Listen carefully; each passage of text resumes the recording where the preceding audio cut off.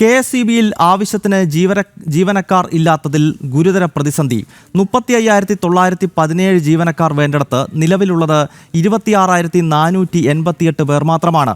ഇത് സംബന്ധിച്ചുള്ള വിവരാവകാശ രേഖ ജനം ടിവിക്ക് ലഭിച്ചു. പ്രശാന്ത് ശങ്കരമംഗലത്താണ് തിരുവനന്തപുരത്ത് നിന്നും വിവരങ്ങൾ നൽകുക. പ്രശാന്ത്, പറയൂ.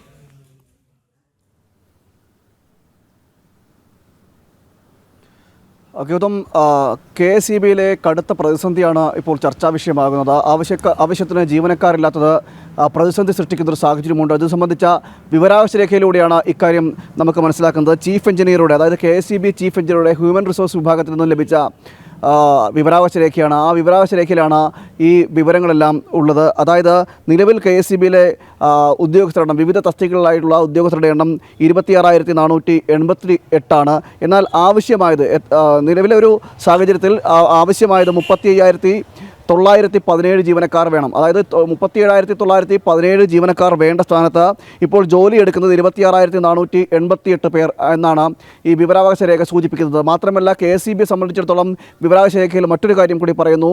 താത്കാലിക അടിസ്ഥാനത്തിൽ ഡെയിലി വേജസ് ഇത്തരം രീതികളിൽ ഈ വിഭാഗത്തിലൊന്നും ജീവനക്കാരെ എടുക്കുന്നതല്ല എന്നടക്കുന്ന ഒരു കാര്യം കൂടി സൂചിപ്പിക്കുകയും ചെയ്യുന്നു. അങ്ങനെ ഇരിക്കുമ്പോൾ ഇത് വലിയ ആവശ്യത്തിന് ജീവനക്കാരില്ലാത്തതിനെ തുടർന്ന് പ്രതിസന്ധി രൂക്ഷമാകുന്നു എന്ന വാർത്തയാണ് തിരുവനന്തപുരത്ത് നിന്നും പ്രശാന്ത് ശങ്കരമംഗലത്ത് റിപ്പോർട്ട് ചെയ്തത്.